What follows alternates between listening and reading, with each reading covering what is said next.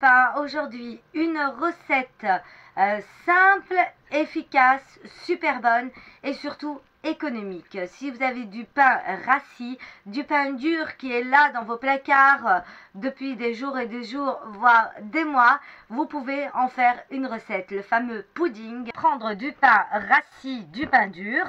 J'ai pas pu le couper en petits morceaux, c'était extrêmement dur et j'en ai plein à la maison et je n'aime pas le gaspillage.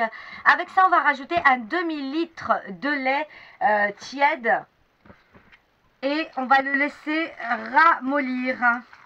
La seconde étape, on va casser les œufs et les battre en omelette.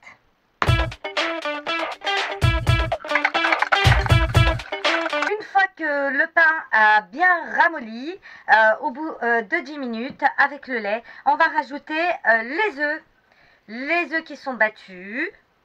On va rajouter la cannelle. Moi j'ai mis 2 cuillères à café de cannelle.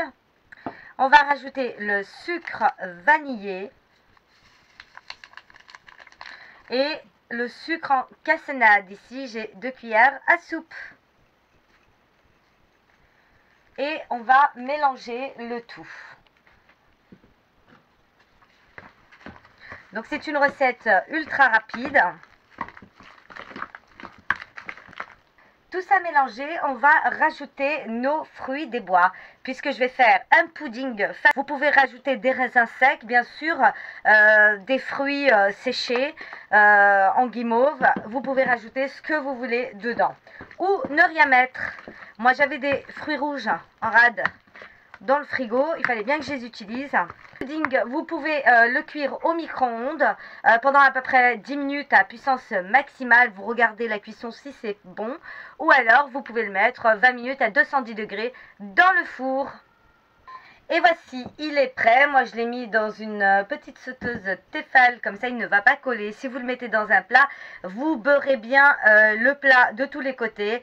Vous mettez votre pudding au pain rassis et aux fruits des bois et on va le mettre dans le four. Après 20 minutes au four à 210 degrés, voici mon pudding qui n'est pas découpé. En plus je l'ai fait dans une sauteuse poêle Tefal, donc petite astuce en passant, et il a l'air vraiment délicieux. Vous voyez comme il se tient. Et les parts qui sont tranchées du pudding, on voit bien les fruits des bois. Ça a l'air vachement bon. Alors moi je vais l'agrémenter avec un peu de miel. Enfin, en rajouter. Vous pouvez mettre aussi du sirop d'érable si vous souhaitez, ou de la confiture, enfin ce que vous voulez. En tout cas ça a l'air bien bon.